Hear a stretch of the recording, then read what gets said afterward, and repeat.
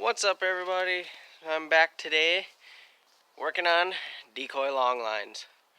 These are homemade long lines that I did myself. I have 14 decoys on one, 12 on another. I know that's kind of short for long lines, but I don't have near as many diver decoys as most guys are doing this. So with that being said, I made these long lines myself. I have 550 paracord. And here, we'll get up to this end over here. What I did on this end, get this, I'll set this over here. What I did was I did 3 just regular standard duck decoy anchors. I took some PVC decoy line, wrapped it around through them, then crimped it back down. There you go. And then I just tied the paracord to the line. Then I measured out 10 feet, and then whatever subtracted out of the 10 feet is what I have left for depth. But, okay. But on this end, what I did, let's see if you can see this. What I did was I just knotted it on each end of where I put this large fishing swivel. I believe it was a number 5 or so. I've been trying to find swivels this big, but it's hard to find any. But then I just put the swivel on here. It was big enough that the paracord would slide right through. Then I just took a keychain ring and put it to the keel of the decoy. So that works, because then all you had to do is just undo the swivel, take it out of the keychain ring. Keychain ring's just for easement, basically. But in northeast Wisconsin, when the divers are down, the water's half the time frozen, so it gets a little more difficult to clip and unclip them. So what I'm doing instead, and I did it on this one decoy just to try it out before doing this, I went and bought a few sets of the fishing stringers that have the chain on them, and these nice big metal clips. So I just cut the chains off the clips. It was only like $1.50 something a piece for the stringers. So then I just hooked the clip on the keychain ring. Then now I just clip it right onto the snap swivel, so I don't have to untie these. But now it's a lot easier to just unhook, put it in the bag, get onto the next one, or take it out of the bag, slide it over to existing swivel, clip it in. Now it's there. Now that'll get that line to drop down in the water a little bit more too, so that will be a benefit. But I'm not going to film the full doing it to all of them, but I will film some of the decoys, or a couple of them, just how I'm putting things on it. It's pretty self-explanatory, really, especially with the keychain ring. You just slide it on, but I'm still going to show at least for one decoy on what I'm doing. But and also in other news, I just before I started filming this video, I got my test results on my COVID test, and it came back positive. So you guys will have me for another week at least. I don't know exactly when. The county has to call me, and then we have to determine when I can go back to work and all that stuff. So until then, you're gonna have a lot more videos of me, hopefully. Maybe not completely every day, but we're gonna try and get a few more videos in before I go back.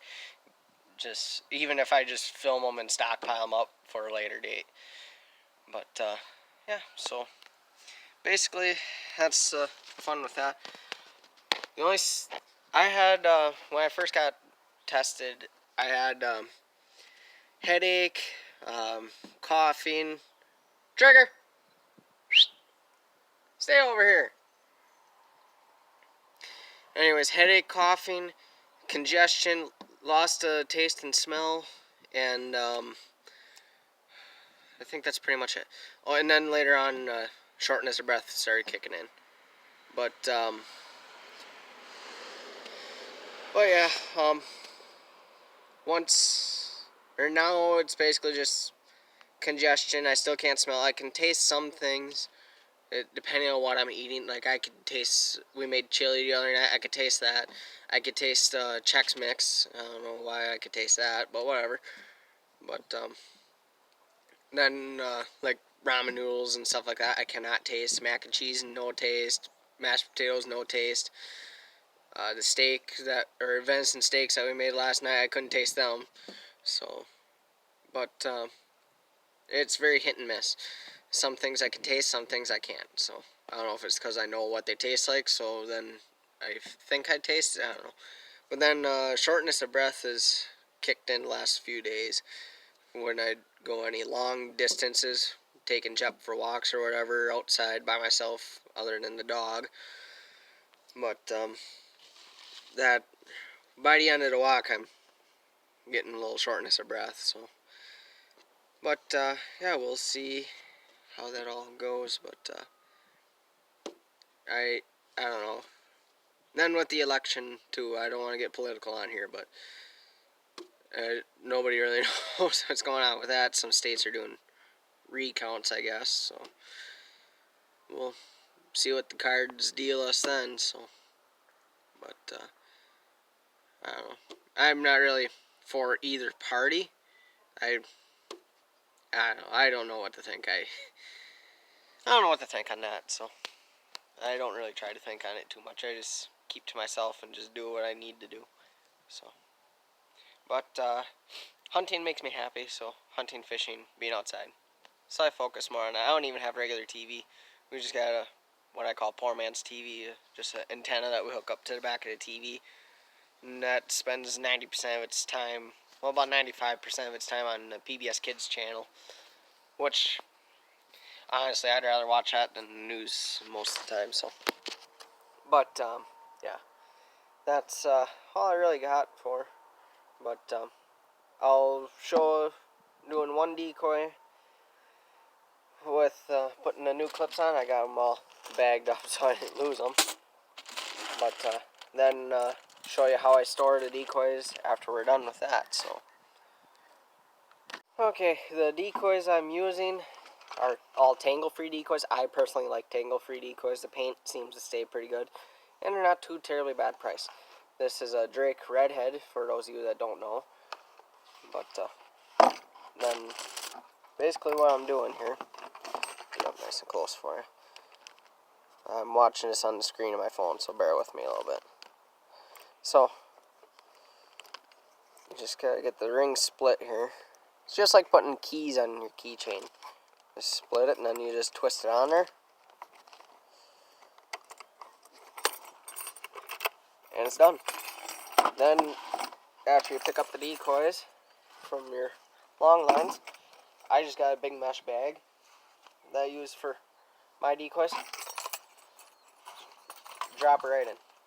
Then you move on to the next one. You go down the line farther on your lines, and then you move on to the next one. Move on to the next one. But I'm gonna show you after I get all the clips on the decoys. I'm sure you guys don't want to see all of that. So once I get done with that, then I'll show you guys what I do for storing my long lines on the way to and from the spot that I'm hunting. So, especially if I'm using a kayak, I need to be somewhat prepared. But usually when I'm hunting divers, I use my boat. But this year I didn't get a chance to register my boat, so hopefully do that later today. I just got paid today, so do that later today. Then I don't have to worry about it in case I go out during the week here, or on some solo hunts or whatever. So, but yeah, we'll just kind of go from there on that. Okay, guys, I just wanted to show you what I did for the end of my long lines, because I only have weights on one end. This is something that my uncles do, and that I kind of followed that same thing. This way it's weighted on one end, so if the wind shifts on you and you're only running long lines, then the spread will shift with the wind. You might have to go and adjust it a little bit. But what I did was, stand on my line here, I just tied the swivel right at the end of the line. I still did like the same ordeal for how I got it knotted, so then it only has a little bit of wiggle room. I just knotted it right at the end of the line. But I'll get this off here, then I'll show you how I wrap these up. Now what I use for my long lines to keep them all together and stuff when I'm not using them, because I'd have to guess, probably 50 feet at most on my 14 foot, or my 14 decoy one. So I'm not working with a whole lot where I need the big spool and reel like most people. We're putting a couple hundred decoys on one line. So this is definitely not the most like typical way that you would hunt long lines. This is a very small setup for long lines, but I'd have to count them all, but I have a whole bunch more that are on 8-foot long Texas rigs or for diver decoys, and I have that as the bulk of my spread. So I only have the 2 lines to basically kind of channel, like get the birds to kind of work into a spread a little bit, and then the bulk of them are going to be where either the ends of my lines or the weights of my lines, depending on how my situation is, how I could set up. But I bought this at the local hardware store. I think I bought it at Menards, but that's as local as I can get other than Ace. But I know I can get these from Ace too. All it is it's actually for extension cords. It just keep them all wrapped up nice. This also works good for paracord long lines. They also have ones that are spooled if you make one out of paracord a lot farther or for a lot longer distance. Well, it's got these hooks on here, so what I do is I just hook this right there. And I just start wrapping around. That's just how it works for these.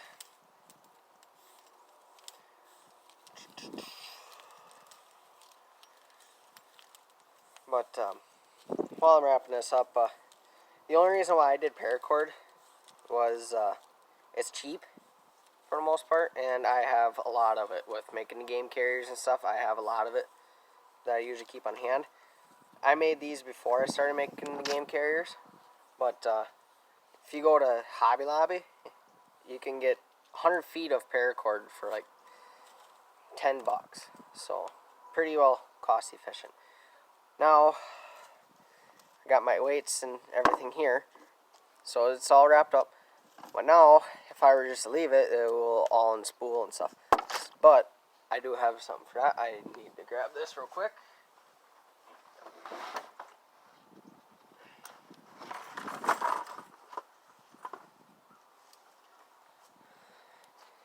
This right here is the savior of this situation. And I have 2 long lines. One of them has a blue clip. The one with the blue clip has 14 decoys on that line. The reason why I went with the blue clip for that is because the bag I have has a blue logo on it. So that way blue and blue, it matches up. So I just clip it right on the line itself, and it's not going to, with these weights on here, it's not going to come off. And it's not going to come off the other way either. So then, what I do is then I just stretch it as tight as I can. Gotta go a little bit farther. Sometimes you gotta unwind them a little bit, reposition where this line is laying to get it to go where you want.